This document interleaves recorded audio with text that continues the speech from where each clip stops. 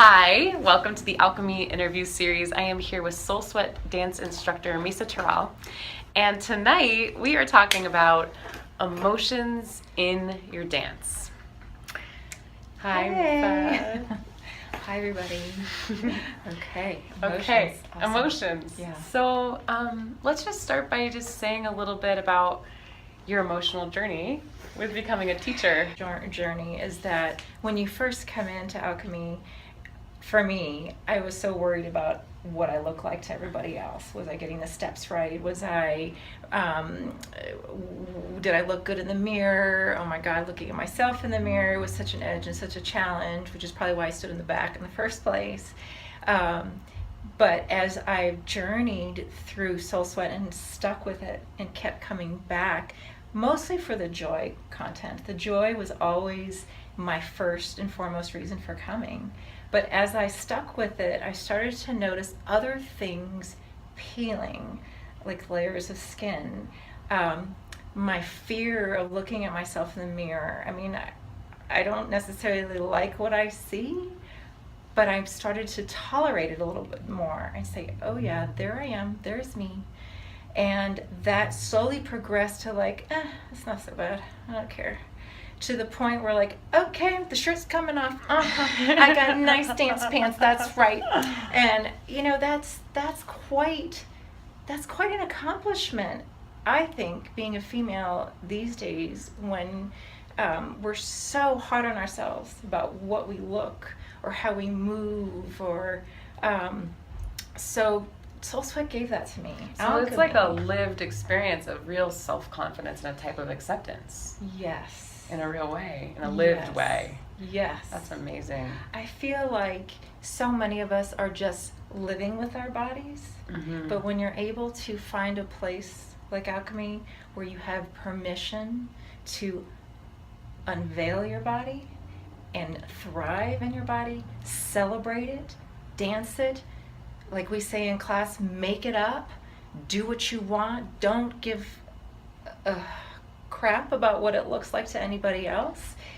That's when creativity really starts to come out. And not only joy, then now you're playing with fear, you're playing with insecurity, you're playing with voice and expression. Voice is huge when it comes to dance. I was like a peep when I first started something. I will never forget, I think it was Lucy's class, and she would say, just play with voice a little bit. And I'm like, oh, no. You were afraid. I was so afraid. I don't like to hear myself talk, or even now I can't shut up. Even my husband, when he comes to my class, he's like, can you not scream so much? Into the microphone. Yeah. But, you know, it's just another permission, another unveiling, another unpeeling of getting down to who you truly are. Yeah. And being unafraid to tap into those emotions and let it change you. That's so beautiful. Guide you in your dance. So well said. Yeah. For me personally, when I first came to the studio, I was similar to you. I think I was in the back row, and I went through a similar evolution. And I don't know if that's a common experience to most dancers here, but for me, certainly the same. And what I also started to really think about, which is just really interesting, I wonder if you can speak to it a little, is about how much emotional work I've done on the dance floor. Yes. Me, as one human. For the last 6-7 years being in Boulder, the grief, the anger, the joy, the happiness, but how much emotional processing happens through dance. Yes. And I think that's really true of your class. You're really always inviting that in. Can you say a little bit about that process? Yes. Well, you know, SoulSweat becomes really personal. Dancing becomes really, really personal. The more you have the courage to tap into those emotions, the more and it's not like I walk into either teaching a class or dancing a class saying, okay, I'm going to work on this today. Honestly, a lot of times we don't even know what we're feeling. We don't even know what we're carrying until suddenly we're crying on the dance floor. Like, what the hell is this? And then when you're done, it's like, some cathartic event just happened. You just process something, like you on just a physical level. Something, and I think the key is not overthinking it. It's just letting your body express what it really wants to express. And so the more you play with that, the more you do it, yeah, I feel like healing happens on the floor on a consistent basis. And for some people that's scary. Like I know sometimes they'd rather just stick to the routine and stick to the choreography, and that's great. Fine. That's awesome. Yeah. Everybody's on their own journey, so it'll happen. If that's something that you want, if emotional healing is something that you want, it'll happen.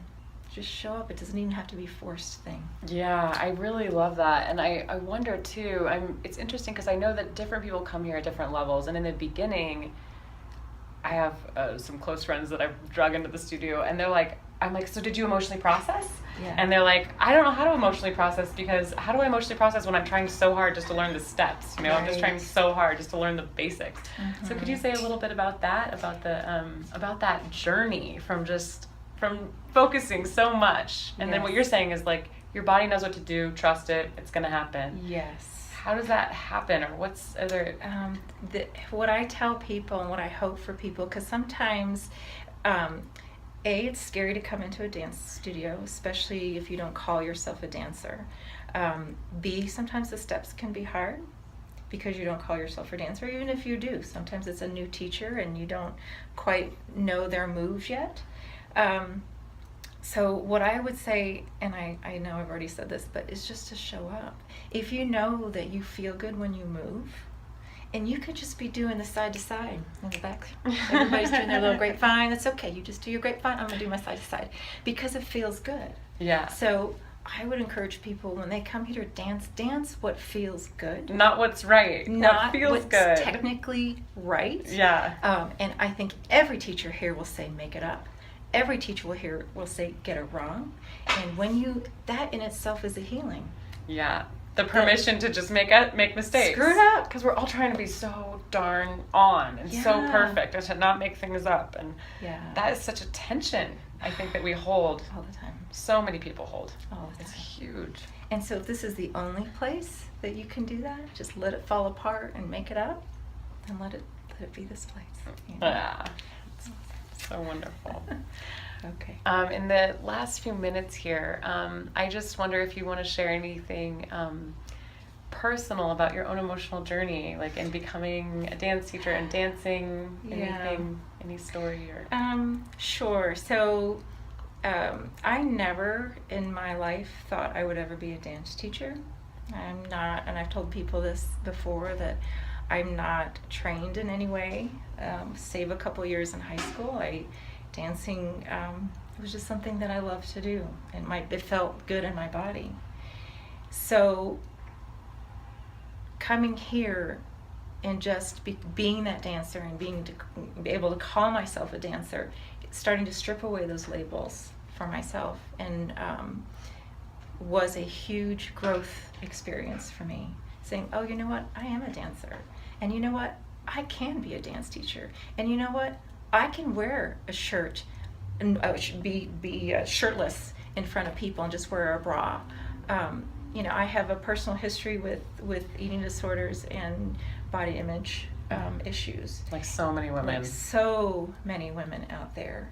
And I just want people to know, if they have any of those issues, that they don't really go away until we start facing it. And sometimes the safest place that you can find are with like-minded people. Yeah. That you can just dance right next to. It's kind of like parallel play. My own personal journey with my own body image issues and with my past eating disorder issues, one by one have begun to peel away and have begun to melt away because of my love of this place and because of my permission that I gave myself to call myself a dancer, to call myself a dance instructor, to make connections with the community of people here, men and women and all genders. So, So there's some piece around the community, the movement, for me, because I also have a history of eating disorder that I've come through, and it was really a journey. And I feel for me, what I've noticed is something about stepping into my body. Like dance is really a step in to oneself, you know, in a way. It's like a stepping in, a stepping with, a stepping through. And there's this really interesting thing that often I've talked to Lucy a little bit about, but there's this piece around trauma where if you have ownership of your body, it's like one of the best ways to work with trauma, because in a traumatic event, that's what's taken away, is your power to be in charge of yourself. Yes. And so in some way, I feel like there's so many healings, these micro healings of empowerment, embodiment, of ownership, of this is my body to move and to punch and to hit. Yes. And it's so intense. I mean, it's really incredible transformation. Well, especially when you go from hating your body. You know, I hated my body for so many years, just at odds with it, and every aspect of my life, from what I ate to what I wore to, you know, I would restrict myself from going to certain places because I was ashamed of what I look like. So it's amazing. I mean, I've been working on this for years, since I was in my late 20s, but it really wasn't until I started dancing that I could address those issues specifically. Because when you're here, there's no getting away. You got mirrors in front, mirrors in back, you got people all around you, there's no getting away. Yeah. So you're coming face to face, you know, with that fact that, you know what, maybe I don't hate you so much. Oh my God, look what you can make me do. You can make me leap. You can make me dance and twirl and just sweat. And I feel good when I'm done. Yeah. So you're right. So making that connection. So I just have one last question, and this is my last question. I'm just there's so many different dance communities where actually I feel like it's not, what you're saying is pretty amazing, because what you're saying is, and what I really agree with, is that there's something about this space that allows this type of healing. But there's so many dance communities that are incredibly competitive, that are incredibly body image based. I mean, there's particular ballet schools where my aunt works for the San Francisco Ballet, and she's like, if these girls' ankles aren't thin enough, then they're criticized. And so I'm just wondering if you can say something culturally about, and it might relate to motion, I'm not sure, but what's the difference about this space compared to some of those other more negative body environments? I think a lot is the language that the teachers, us instructors use. We really try to embody acceptance, which includes, like I said earlier, making mistakes, screwing it up, having permission to make it up, and do whatever you want to be in your body. And Alchemy is so accepting of that, and you feel it. And it might take you a few times, and you start to realize, oh, these are my issues, because everybody here is pretty accepting. So what is it that I need to work on to feel as welcome and as that I have the same permission that everybody else around me has? What do I need to do to feel that permission? To do, right? Yeah. And then I don't know. It's just you walk in the door here, and it's like, it's a big hug. I mean, look at this place. You know, It's so you've designed true. it so perfectly to make you feel feminine, raw, sexy, powerful, all at once. It's like all of these qualities of the feminine are here. No. I mean, and I we all have our journeys, right? I mean, some people may feel more competitive than others, but I think if you keep coming back, you'll see that some of that just melts. It just goes away, and it's almost like a sisterhood in a way. Total I mean, everyone in that room is like, we're all in it together. Yeah, and we're there to support each other. I can't tell you how many times I've come in here and people are crying, and you don't even, before we dance, and you don't even need to know why. You just give each other a hug and say, hey, you know what? You're in the right place. Yeah. We're going to work it out. We're working out on the dance floor. We don't even need to know what's going on. We're No, just going to work it you out. don't need to know. No. You don't even need to know. No.